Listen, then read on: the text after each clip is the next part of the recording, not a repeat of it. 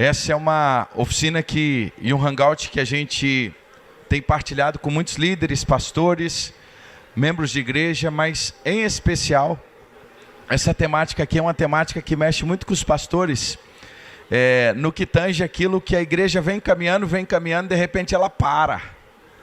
Ela trava no seu desenvolvimento, né?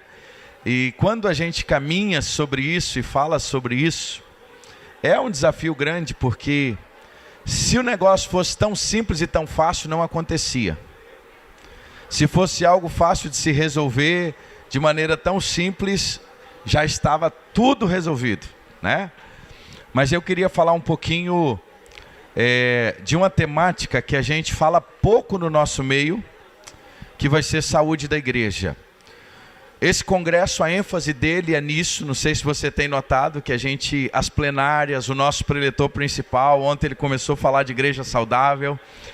E a tônica principal desse hangout é: a igreja saudável, ela de fato não vai travar, ela vai se desenvolver.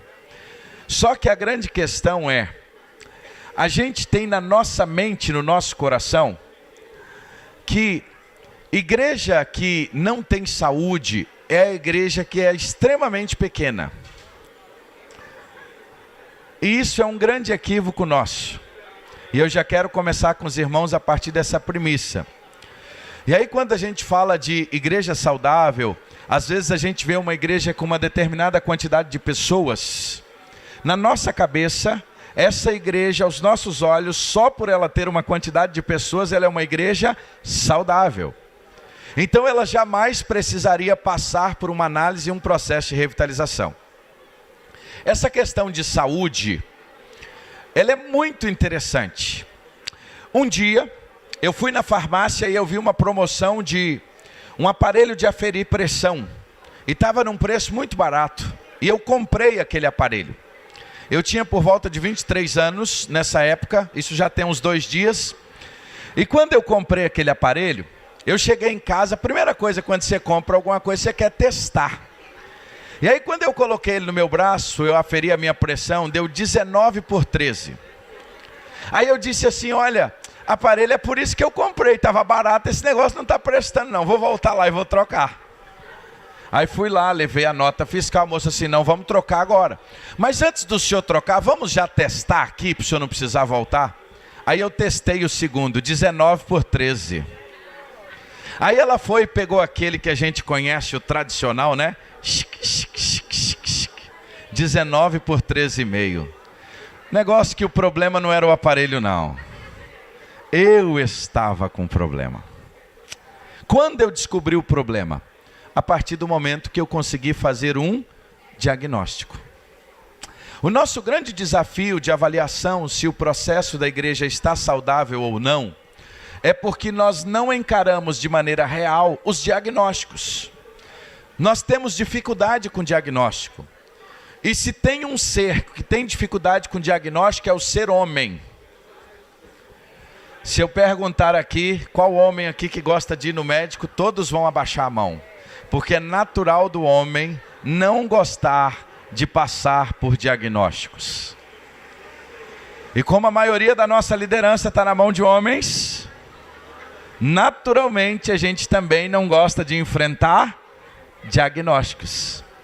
E hoje eu queria falar para você nos próximos 30 minutos, de maneira bem breve, porque isso aqui é uma discussão de uns 3 dias, 5 sinais que a sua igreja precisa avaliar, e você precisa avaliar, se ela não está travada por estas enfermidades, ok?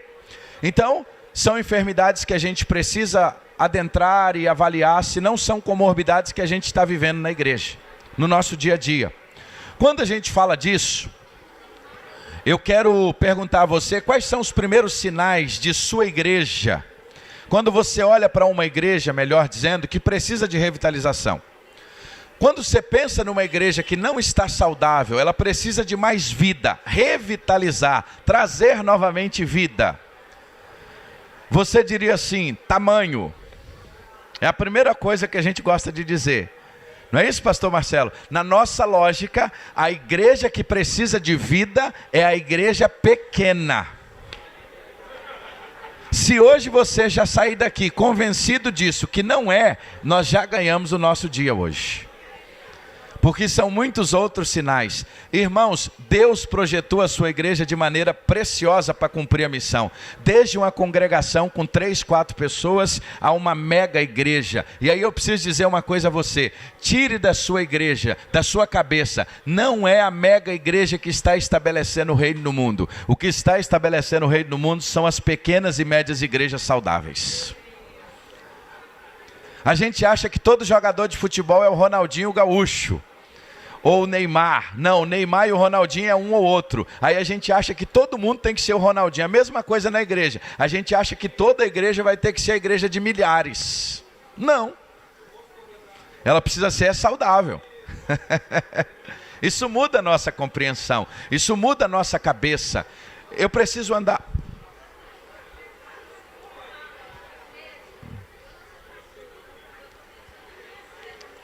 Ok?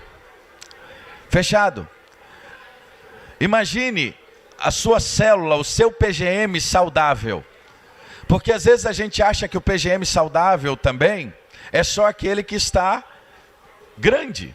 E nem sempre o PGM saudável com o maior número de pessoas é um PGM saudável. Às vezes o PGM com o maior número de pessoas é o PGM menos saudável que você tem na igreja. E a gente pode aplicar tranquilamente esses princípios, né? Agora, esse processo de trazer vida, a gente parte de um pressuposto muito grande.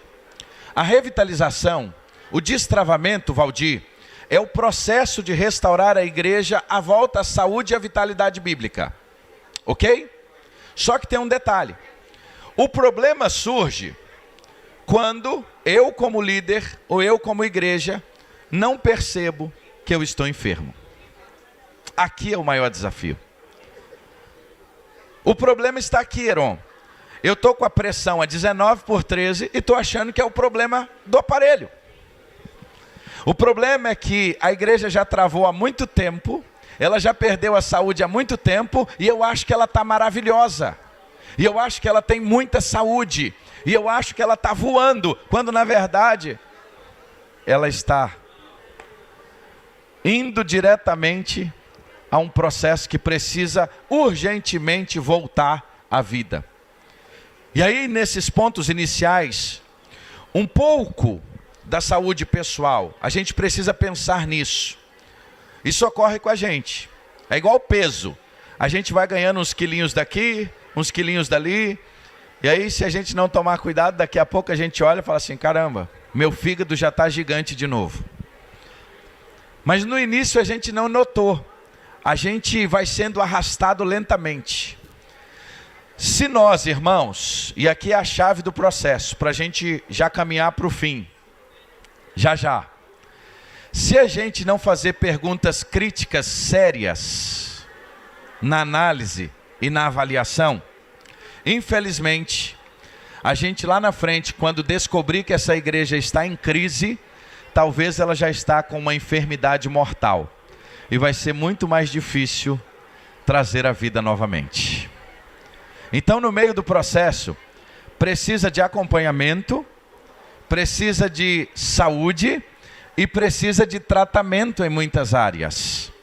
Não pode só analisar e fazer esse tipo de reflexão quando a gente já chegou num ponto. E aí eu vou lhe dizer uma coisa, nos últimos 6 meses, eu participei de 3 experiências que, ao longo dos anos, tenho participado de muitos, mas em 6 meses eu participei de 3. 2 delas, eu estava recebendo a chave de 2 templos fechados. A outra, eu estava em um culto domingo à noite que tinha 6 pessoas no culto, em uma igreja que começou em 1994, que ela já foi pujante, que ela já avançou. E há 4 domingos atrás ela tinha 6 pessoas no seu culto. Aí você diz assim, pastor, eu conheço algumas assim. Pastor, a minha está assim. Pastor, eu estou vivendo isso na minha região. E depois da pandemia, quem tinha 60 tem 20. Quem tinha 100 tem 40. Quem tinha 300 tem 150. É assim ou não é? A pergunta é, quais são os sinais então? A boa notícia é que existem sinais que podem nos levar a entender esse processo antes da gente chegar na enfermidade fatal. Pensar no destravamento do crescimento é pensar nos sinais. E são alertas que a gente está tendo nesse caminho. E eu vou trabalhar hoje só 5 deles, rapidamente. Que é para aguçar a nossa mente sobre isso e o nosso coração. Quais serão os 5 sinais de alerta para saber se a sua igreja, a sua célula, o seu PGM, a sua união feminina lá, se ela está viva ou não? Você pode aplicar esses sinais em qualquer área da sua igreja. Se o seu ministério com jovens, se o seu ministério de ensino, se o seu pequeno grupo está vivo ou ele está enfermo. Primeiro sinal: a igreja e seus membros não estão alcançando pessoas com as boas novas de Jesus. Se o seu PGM não alcança ninguém com o evangelho, ele já está doente.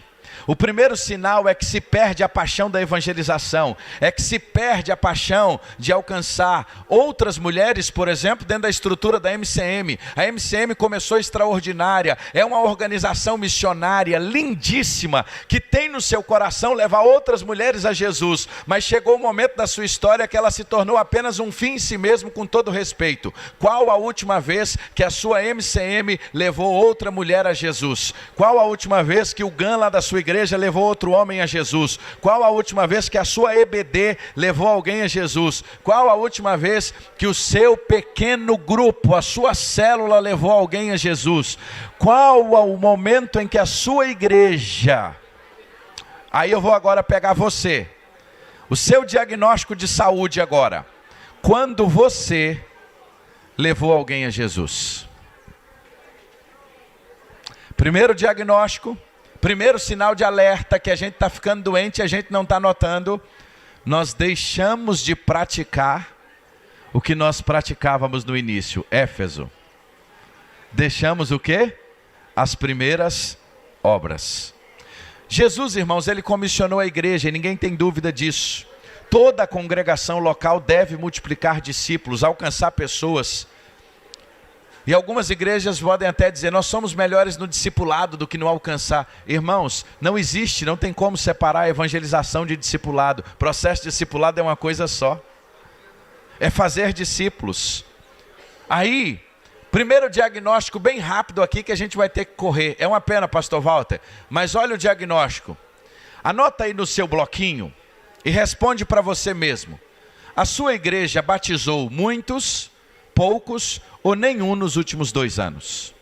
A sua MCM ganhou muitos, poucos ou nenhum nos últimos 2 anos? Você alcançou muitos, poucos ou nenhum nos últimos 2 anos? Pastor, você, não é no púlpito não, é na sua missão como discípulo. Porque antes de ser pastor, eu e você somos discípulos. Quem você discipulou pessoalmente, que você foi lá, ganhou na rua, no seu vizinho, na sua família, que você levou essa pessoa a Cristo? Primeiro sinal de alerta, que a coisa está degringolando e você não está notando. A paixão evangelística passou. Por isso que eu disse que vida não tem relação com tamanho. Tem igrejas grandes que já não fazem evangelismo. Elas só recebem pessoas por causa da sua estrutura.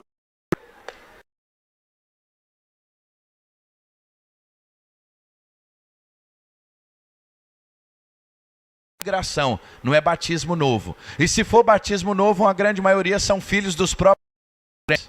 É o crescimento orgânico. Você já parou para fazer essas perguntas?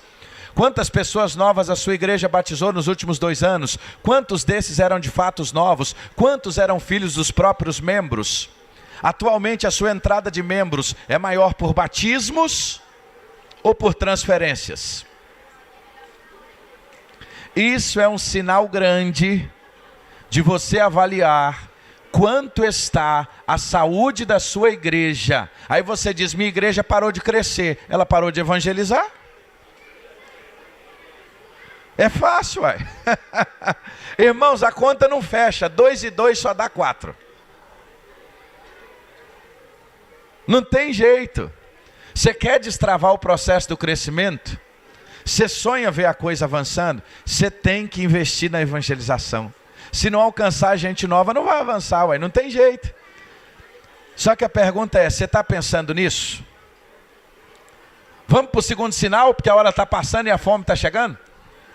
Segundo sinal de alerta.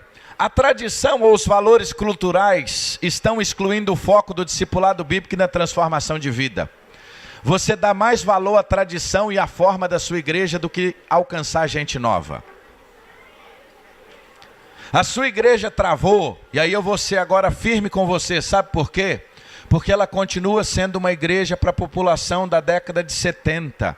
Ela está falando com uma população lá em 70, 80. Ela era no mundo rural, o mundo agora é urbano. E você não está conseguindo falar com as pessoas que estão próximas de você. Porque pensar na forma para você agride. Pensar na forma de comunicar mexe com as estruturas de onde você está. E às vezes nós não enfrentamos isso e eu respeito. Mas isso é um dos sinais em que nós não estamos com saúde. A tradição que é boa, os valores da nossa cultura, do contexto local são maravilhosos, mas quando eles sufocam o discipulado de alcançar pessoas novas, alcance de gente nova, nós deixamos de ter saúde.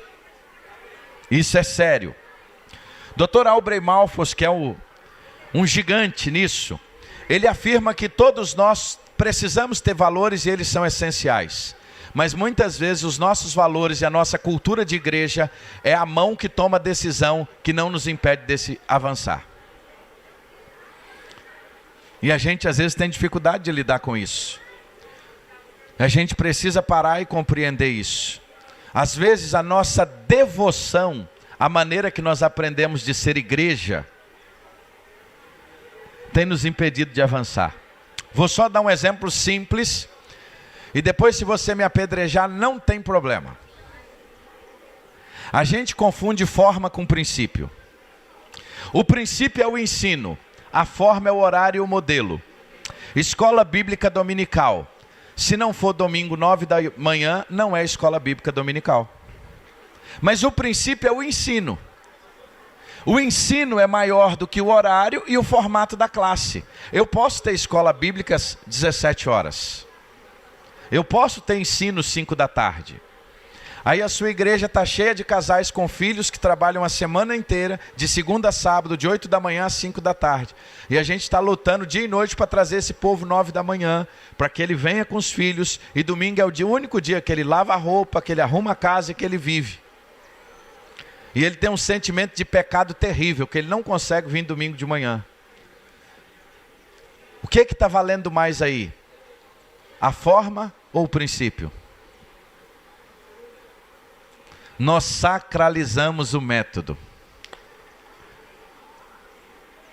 É isso que muitas vezes está nos travando. Entenda bem, a tradição ela é maravilhosa, ela é a nossa história e nós precisamos dela. Mas a tradição, ela nos leva a princípios e não formas. Formas são contextuais. Formas é de acordo com o tempo, com a era. A nossa forma foi construída num Brasil rural de 100 anos atrás.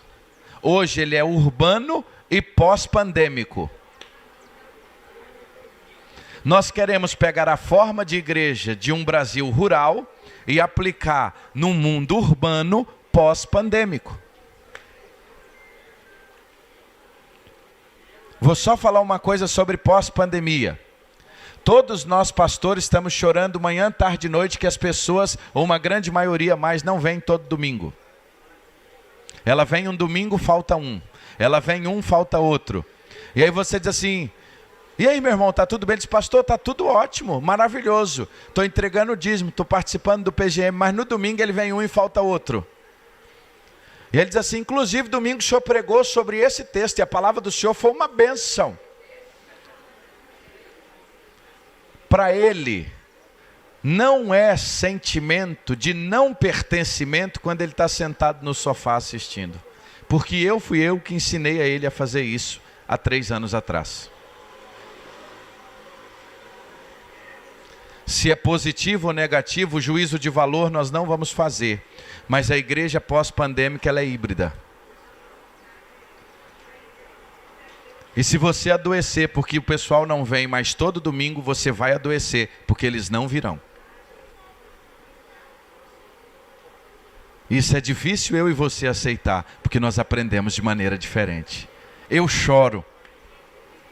E às vezes eu acho que aquele irmão que é tão firme não está nem tão firme, é um equívoco meu, porque eu passei a julgar as pessoas pela presença. Olha o momento de transformação que nós estamos, irmãos. Talvez você vai sair daqui mais com perguntas do que com respostas. Então a sua cultura e a minha cultura não pode sufocar o processo de discipulado.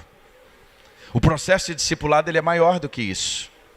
A nossa tradição ela é maravilhosa, mas a partir do momento que ela sufoca alcançar as pessoas, ela é um impeditivo. Alguma coisa nós temos que avaliar.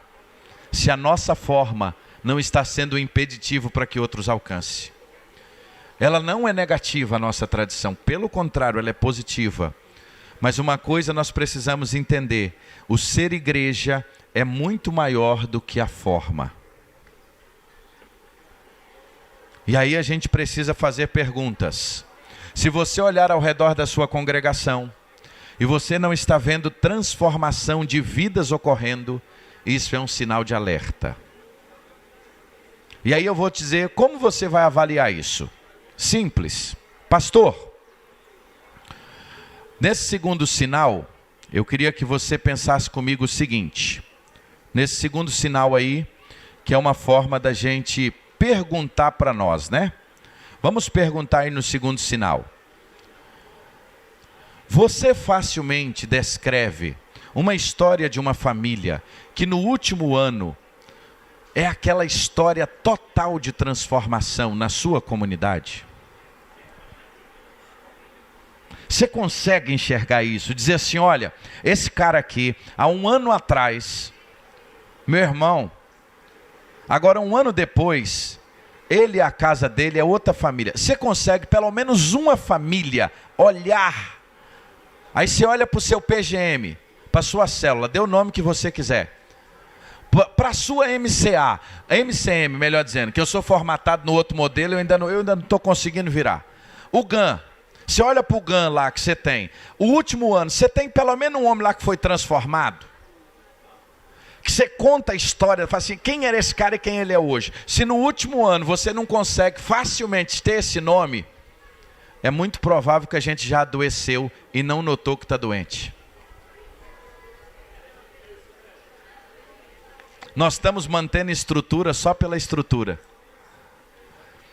Nós estamos mantendo só por manter. Nós estamos fazendo por fazer porque a gente aprendeu a fazer desse jeito. Então vamos continuar fazendo. Ontem, Dr. Chuck Lauers diz assim, por que nós fazemos o que nós fazemos? Quem lembra quando ele fez essa pergunta? Se isso não nos levar a pensar na saúde, nós estamos mortos. Irmão, nós temos que andar porque o exame é grande.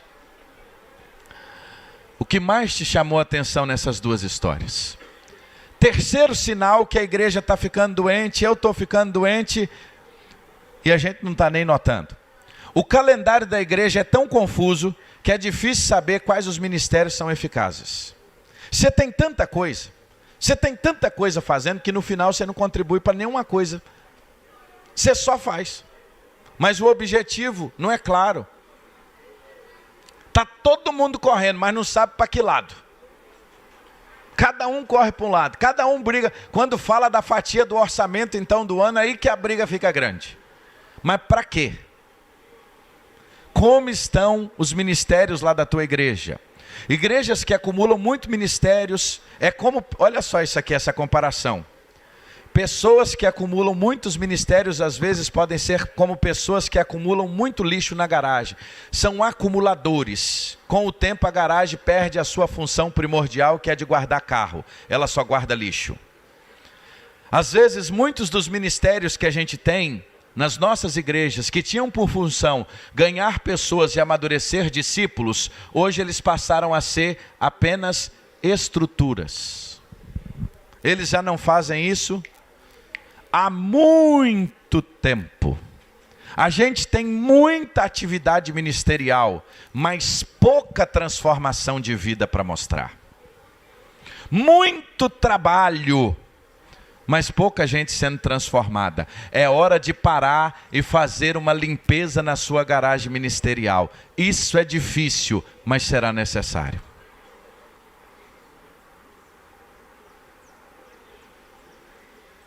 E aí talvez você está querendo dar vida a estruturas que já pararam de dar vida ou já morreram há muito tempo. Você não está vendo o princípio, você está vendo a estrutura. A gente vive essa briga diária.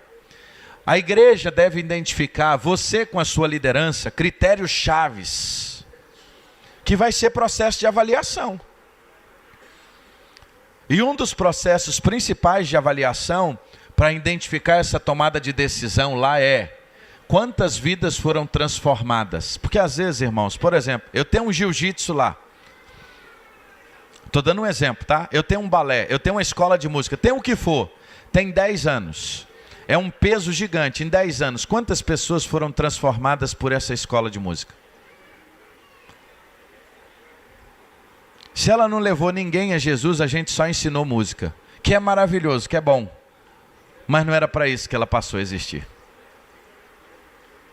Aí às vezes a gente está gastando a maior força do nosso tempo, dos nossos recursos, para aquilo que não vai para a glória. A gente só está construindo uma estrutura. É bonita a foto. Só que isso não traz vida. Não tem vida no negócio. Aí eu queria que você parasse para a gente caminhar. Pensa aí no calendário da sua igreja, do seu pequeno grupo, da sua organização. O calendário lá, as atividades, está ajudando realmente para fazer discípulos? Se não está, esse é um sinal de alerta que a sua igreja, indiferente do tamanho, precisa de ser revitalizada urgentemente. Tem gente que acha que igreja que precisa ser revitalizada é a só de 15 pessoas. Não, tem igreja de 300, 400, 500 membros que o calendário dela entra ano e sai ano e ela não faz discípulos. Ela está morta e faz muito tempo. Desculpe ser enfático, irmãos. Pastor, o senhor está sendo muito duro. Não. Tem aparência que vive, mas estás... Jesus escreveu a cartas assim. Você acha que se isso aconteceu com uma das 7 igrejas, a que eu estou e a sua, não pode acontecer? Se tinha igreja que Jesus estava do lado de fora, batendo na porta para entrar, você acha que ele não pode estar do lado de fora da minha e da sua, batendo na porta para entrar?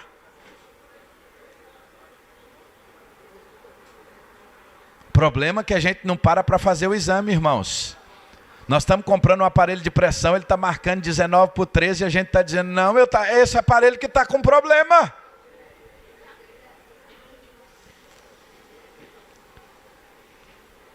Há um diagnóstico aí. Quais são os ministérios ou departamentos que você tenha na sua igreja? Você consegue descrever todos eles? Ou é uma lista tão grande que você não consegue descrever? Segundo ponto, após descrevê-los, aí depois você pensa nisso. Se você descrevesse, Jonas, todos os departamentos que você tem, e aí se você pudesse dar uma nota de 0 a 10 a cada um deles em relação a alcançar novas pessoas para Jesus e fazer discípulos, que nota você daria? Aqueles que estiver com menos de 7, você precisa urgentemente avaliar o que eles estão fazendo.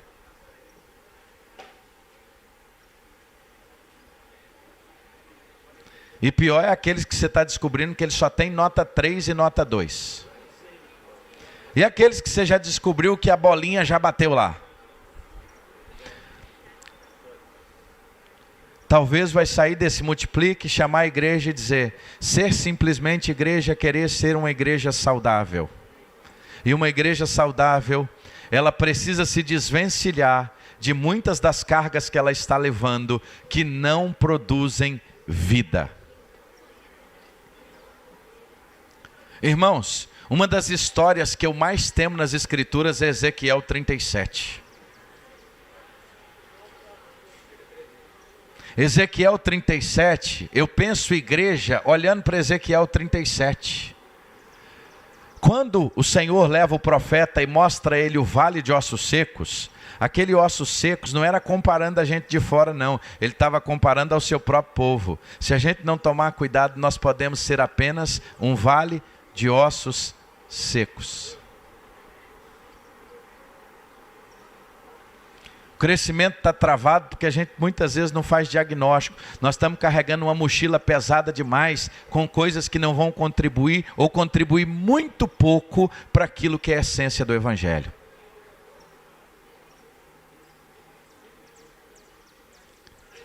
Quarta e penúltima, para a gente terminar o nosso exame hoje. A igreja se sente estagnada, não está clara. Sabe por quê? Porque em relação ao amanhã, não é algo melhor ou diferente. Ela se sente estagnada porque ela olha para frente e diz assim: para onde nós estamos indo? Nós não sabemos para onde a gente vai. Aí tanto faz. Quem não sabe para onde vai, qualquer lugar serve, irmãos. E aí tem uma outra coisa que é muito importante. Às vezes a gente pode estar até na direção certa, no caminho certo, mas na direção errada. Eu conto no livro que Deus me deu a graça de escrever, De Volta aos Princípios, uma experiência assim. Eu tinha ido pregar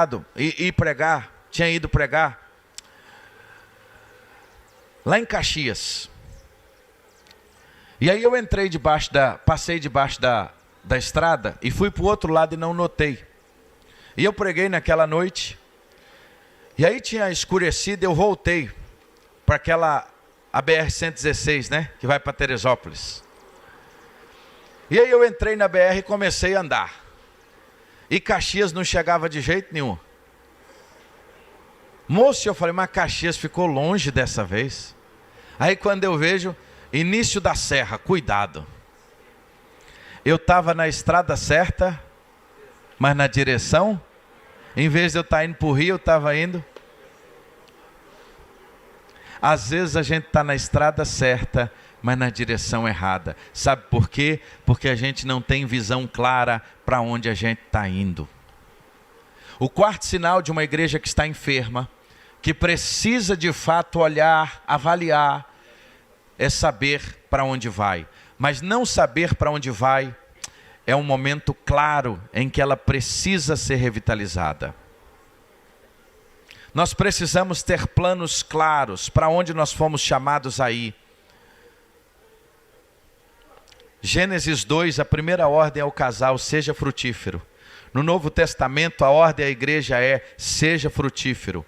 De ponta a ponta nas Escrituras, a palavra à igreja é: produza frutos. A palavra minha a você é: frutifique. Se a gente não parar e analisar para onde nós estamos indo, se isso não contribui para a frutificação, se nós estamos estagnados, ficando no caminho, nós precisamos mudar a rota. Nós precisamos de um caminho convincente, uma visão de futuro clara para onde nós vamos. E aí, se a sua igreja não tem uma direção clara e convincente para os próximos anos, isso é um sinal de alerta. A sua igreja precisa de vida. Ela não vai destravar. Ela travou porque ela não sabe para onde vai. A minha e a sua, a nossa. Como ela não sabe para onde vai, tem um livro aqui chamado Novo Normal, do nosso professor, do Dr. John Yurt. Dr. John Yurt é um aluno do Dr. Chuck Laws. Gigantes. Ele fala uma coisa, o seguinte: tem dois tipos de igreja. A igreja que é o carrinho bate-bate e a igreja trem de ferro. Eu gostei disso porque eu sou mineiro, lá em Minas Gerais, tudo para nós é trem. A igreja carrinho bate-bate é aquela assim. Você já brincou com seu filho lá no parque? Você entra no carrinho bate-bate, liga aquela luz, bota fumaça, você roda, roda, roda, aquilo é uma emoção danada, e aí a música alta mexe com você, apaga as luzes, aquilo é uma maravilha. Só que quando você sai, você descobre uma coisa, você rodou, rodou, rodou e ficou no mesmo lugar. É igual aqueles atacantes que tinha, principalmente no meu Atlético Mineiro, que é só uma enceradeira, roda, roda, roda e não vai para lugar nenhum. O seu time também tem um desse, não olha só para o meu não. Tá bom? Não olha só para o meu não. O que ocorre conosco? Às vezes a gente está assim, igual enceradeira, roda, roda, roda e não chega a lugar nenhum. Qual a diferença da igreja carrinho bate-bate? Dr. John Wilt conta isso no livro dele. Vale a pena ler esse livro, é um livro de caminho. Ele diz assim, a igreja é trem de ferro. Ela não tem muita emoção não, ela tem uma constância. Mas ela sabe de onde saiu e onde ela vai chegar. A sua igreja é um carrinho bate-bate ou a sua igreja é um trem de ferro que sabe para onde está indo? Essa é uma análise que você precisa fazer. Qual o seu planejamento dos próximos 5 anos? Você sabe disso, mas a sua igreja sabe disso? Seus líderes sabem disso? Aí, pastor, a sua esposa sabe disso, porque se ela não souber disso, irmão, o negócio está ruim. Ela tem que entrar nesse negócio com você. Líder de PGM. O seu PGM sabe do planejamento dele, para onde ele vai daqui a 6 meses, aonde vocês querem chegar? Se a gente não sabe para onde ir, qualquer lugar vai servir. A sua comunidade, a sua igreja facilmente sabe. Se perguntar um membro da sua igreja hoje para onde ele está indo, ele vai conseguir responder? Aí você fala assim, moço, o negócio não anda. Ah, mas a gente não anda. Se a gente não sabe para onde vai, a gente não sabe andar mesmo, não é? A gente só vai andar quando a gente sabe para onde a gente está indo. Até nós que é lá da roça Ribamar, sabe que se a gente tiver um caminho, a gente chega fácil, né? Até nós que é mais bobo, corta no capinado. Irmãos, vamos terminar esse negócio? 5º sinal de alerta. A igreja falha regularmente em fazer planos, mas não concluir eles. Eu brinco sempre. Às vezes nós somos cheios de iniciativas, mas nós temos poucas acabativas. Essa palavra não existe, né, irmãos? É só para brincar com a gente. Qual o seu nível de acabativa lá na sua igreja? Seu nível de acabativa na sua vida? O seu nível de acabativa na sua história? Se você talvez é daqueles que começou 15 cursos nos últimos anos e não terminou nenhum, é muito provável que a sua igreja tem muitos projetos que também não concluíram.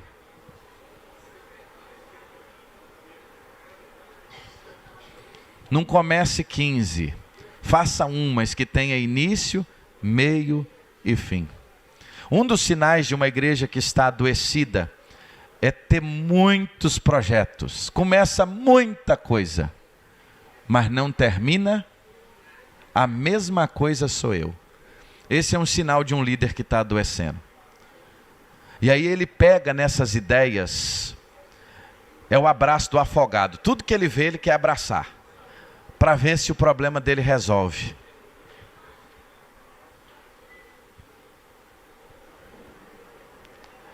Igrejas adoram fazer brainstorm. Essa palavra é bonita. Lá em Minas Gerais nós chamamos toró de parpite. Dá palpite aí, irmão. Qual o palpite que você tem nesse negócio? A gente escreve aquele quadro de ideias maravilhoso, né? Planejamento, é tanta ideia. Só que das 500 ideias que a gente tem, quantas saíram de ser ideia e se tornaram reais? Irmãos, hoje o Isaías estava falando ali, e eu não conseguia conter as lágrimas. E eu acho que você também. Mas uma das coisas que vinha muito forte no meu coração, e eu conversava com o pastor Fernando, que tem 12 anos que a gente está falando de igreja multiplicadora. A gente já teve muitas possibilidades no meio do caminho aí, de tanta coisa que apareceu. Mas a gente entendeu uma coisa, é isso aqui, faça chuva, faça sol, nós vamos continuar, porque uma hora esse negócio vai acontecer. 12 anos depois, a gente já começa a ver os primeiros lampejos. Muitas ideias passaram aí durante esse tempo.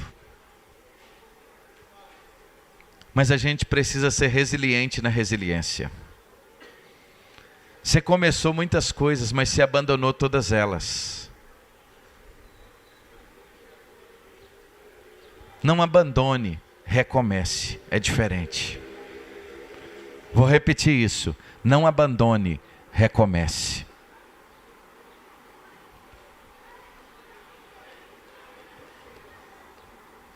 Comecei um ministério de intercessão lá na igreja. Nós estamos plantando. Deus tem nos dado a graça de plantar mais uma igreja na nossa jornada. E uma das coisas que eu sempre acreditei e acredito são em homens que oram. A gente precisa de um homem de oração, irmãos. Um homem que não ora é um perigo, na casa dele, na igreja, em qualquer lugar. A gente precisa de um homem que ora. Nós arrancamos pela 3ª vez já para começar um ministério de oração com esses homens. As 2 arrancadas a gente ficou sozinho. Começava 3, 4, daqui a pouco o negócio ia minguando. Mas não vamos parar não, vamos recomeçar.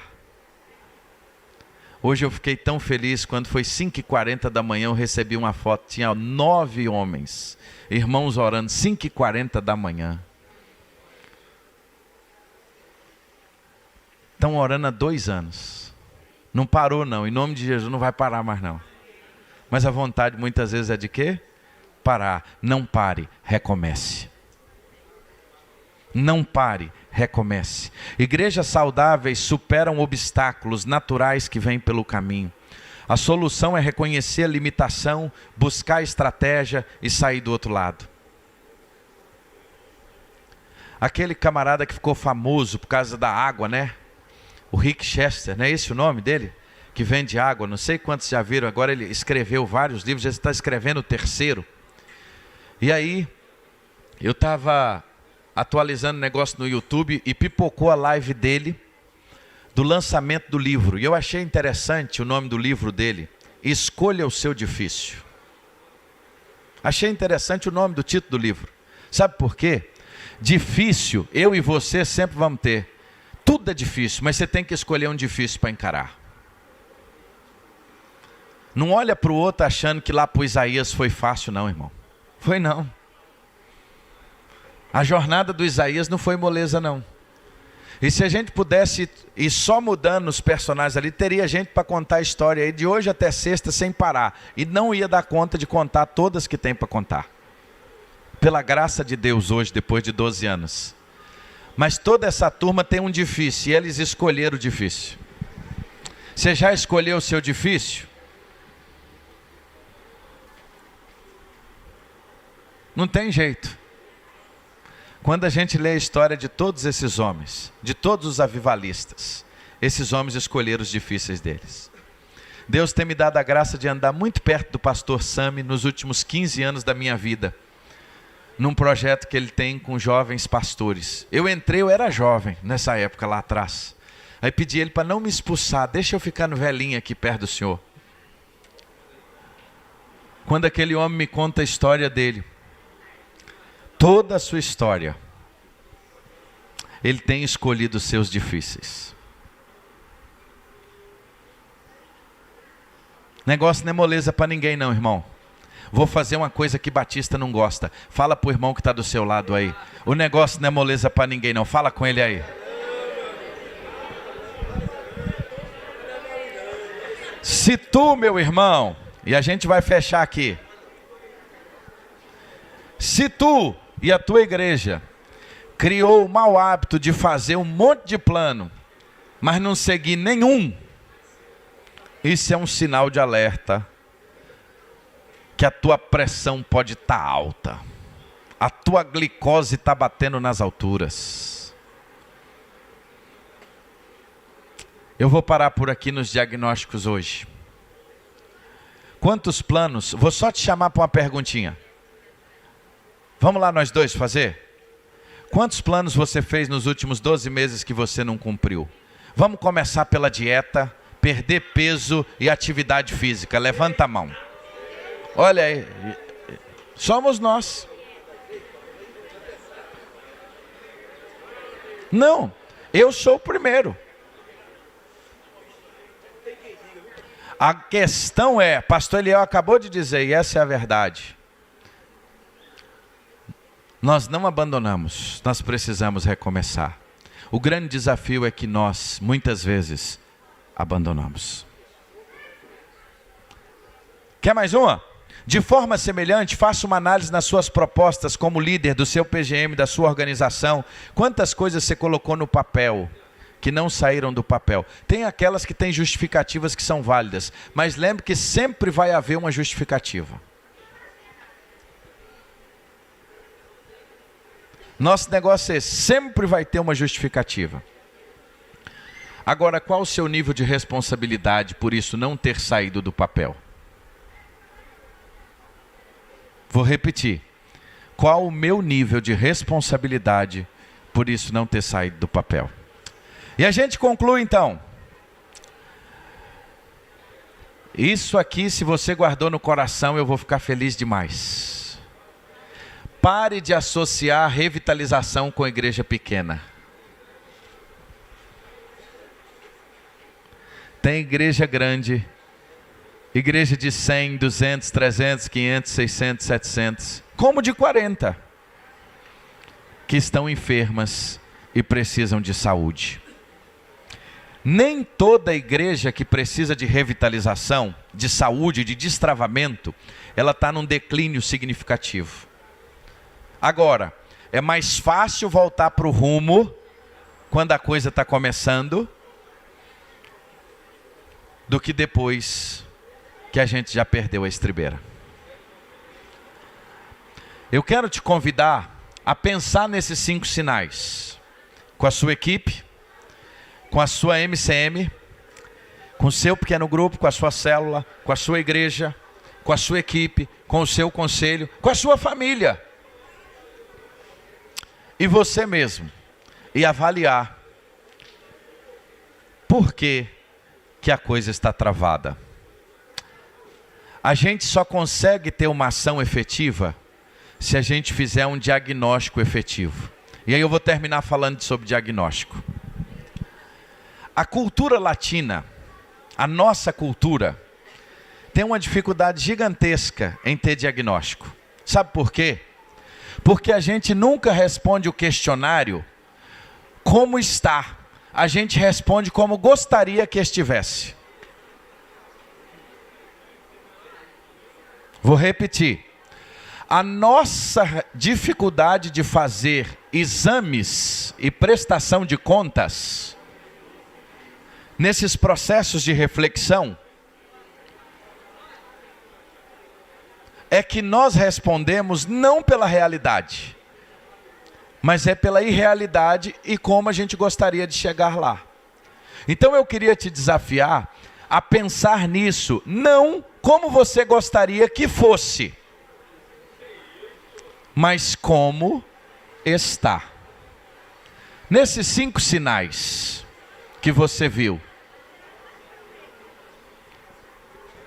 poder do Evangelho, a propagação do Evangelho, a tradição sufocando o processo discipular, uma agenda pesadíssima, né? Você pega aí muitos projetos e pouca conclusão, ausência de visão. Qual o seu diagnóstico hoje? Será se o negócio não está travado? Porque algumas enfermidades estão tão grandes, mas que você ainda não conseguiu combatê-las? Esse tipo de assunto não é para nos desanimar. Esse tipo de assunto é só para a gente descobrir aonde está a enfermidade e aonde nós vamos tratar para destravar para a glória de Deus.